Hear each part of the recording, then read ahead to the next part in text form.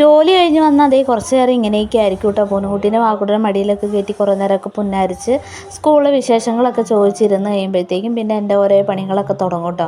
അപ്പോൾ ഇന്ന് രാവിലെ വെച്ച് കറി ഇരിക്കണ്ടായിരുന്നു. അപ്പോൾ അടുക്കളയിൽ വലിയ പണികളൊന്നും ഉണ്ടായിരുന്നില്ല കേട്ടോ. ഓണത്തിന് ഇടാൻ വേണ്ടിയിട്ട് ഒരു നൈറ്റി തുണി വാങ്ങി വെച്ചിട്ടുണ്ടായിരുന്നു. നമ്മുടെ വീടിൻ്റെ തൊട്ട് താഴത്തെ വീട്ടിൽ നൈറ്റി തയ്ക്കുന്നുണ്ട് കേട്ടോ.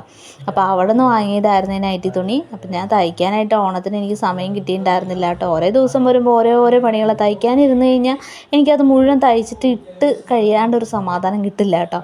അപ്പോൾ അങ്ങനെ തയ്ക്കാനുള്ള സമയം ഇല്ലാത്തത് കൊണ്ട് ഞാൻ നൈറ്റി തയ്ക്കാനായിട്ട് നിന്നില്ല. അപ്പോൾ ദേ ഇപ്പോഴത്തെ നമ്മുടെ മോഡൽ ഫ്രോക്ക് നൈറ്റി തയ്ക്കാമെന്ന് വിചാരിച്ച് എനിക്ക് 2 ഉണ്ട് കേട്ടോ. അപ്പോൾ അത് ജസ്റ്റ് അളവ് വെച്ചിട്ട് ഞാനത് കട്ട് ചെയ്തെടുത്തു. എനിക്കിങ്ങനെ നമ്മൾ ടേപ്പ് വെച്ച് അളന്നിട്ട് കട്ട് ചെയ്യാൻ എനിക്കത് വലിയ ഐഡിയ ഇല്ല കേട്ടോ. ഞാൻ എൻ്റെ ഒരു അളവിനുള്ള ഡ്രസ്സ് വെച്ചിട്ട് അത് വെച്ച് ജസ്റ്റ് ഒന്ന് വരച്ചൊക്കെ ചെയ്തിട്ട് കട്ട് ചെയ്തെടുക്കുകയാണേ. അപ്പോൾ ദേ അങ്ങനെ അതിൻ്റെ അളവിന് കട്ട് ചെയ്തെടുത്ത് കുറച്ച് ഇറക്കത്തിലും കൂടി തയ്ക്കാറുണ്ട് കേട്ടോ. ഫ്രോക്ക് നൈറ്റി കുറച്ച് ഇറക്കം കുറവായിരിക്കുമല്ലോ. ഞാൻ ഇത്തിരി കൂടുതൽ ഇറക്കത്തിലാട്ടോ തയ്ച്ചെടുക്കണേ. അപ്പോൾ അത് ദേ കട്ട് ചെയ്തൊക്കെ എടുത്തു. പിന്നെ അതിൻ്റെ കൈയുടെ പോർഷനും കൂടിയിട്ട് അളവൊക്കെ എടുത്തിട്ട് അതും കൂടി കട്ട് ചെയ്യുന്നുണ്ട് കേട്ടോ. തയ്ക്കാൻ അങ്ങനെ വലിയ എക്സ്പീരിയൻസ് ഒന്നും ഇല്ല കേട്ടോ. പിന്നെ നമ്മുടെ സാധനം നമ്മൾ സ്വന്തമായിട്ട് തയ്ക്കുമ്പോൾ ആരോടും അഭിപ്രായമൊന്നും പറയണ്ടല്ലോ. അപ്പോൾ അങ്ങനെ തയ്ക്കണമെന്നുള്ളൂ കേട്ടോ. പിന്നെ ചുരിദാർ നൈറ്റി ആയതുകൊണ്ട് വലിയ ഡെക്കറേഷനും പരിപാടികളൊന്നുമില്ല.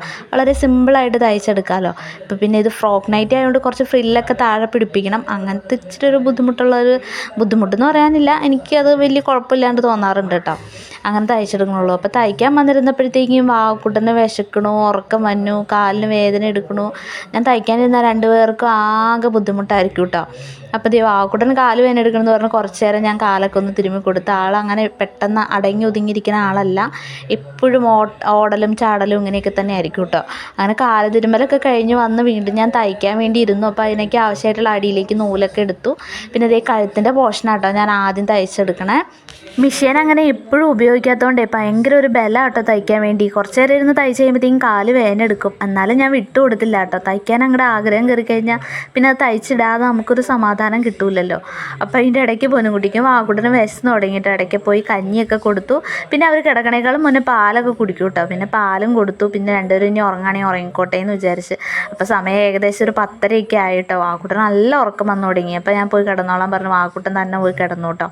പൊന്നുകുട്ടി പിന്നെ എൻ്റെ കൂടെ ഇരുന്ന് TV ഒക്കെ കണ്ടുകൊണ്ടിരുന്നു കേട്ടോ. ഞാൻ കിടക്കാതെ പുള്ളി കിടക്കില്ല കേട്ടോ. അത്ര ഉറക്കം വന്നിട്ടുണ്ടെങ്കിൽ മാത്രമേ പോയി കിടക്കുകയുള്ളൂ. അപ്പോൾ അച്ഛ കുറച്ച് ലേറ്റായിട്ടാണ് വരുള്ളൂ എന്നും പറഞ്ഞ കാരണം പിന്നെ തയ്ച്ച് എടുക്കാമല്ലോ എന്ന് വിചാരിച്ച് അത്രയും നേരം കൂടി ഇരുന്ന്. അപ്പോൾ ഞാൻ ചെറിയൊരു പോക്കറ്റും കൂടെ എക്സ്ട്രാ വെച്ചു കേട്ടോ. അപ്പോൾ നമ്മൾ തന്നെ തയ്ച്ചിട്ട് നമുക്ക് ഇട്ട് നല്ല പാകമായി കഴിയുമ്പോൾ ഒരു സന്തോഷം കിട്ടില്ലേ. അങ്ങനെ നല്ല ഹാപ്പി ആയി കേട്ടോ.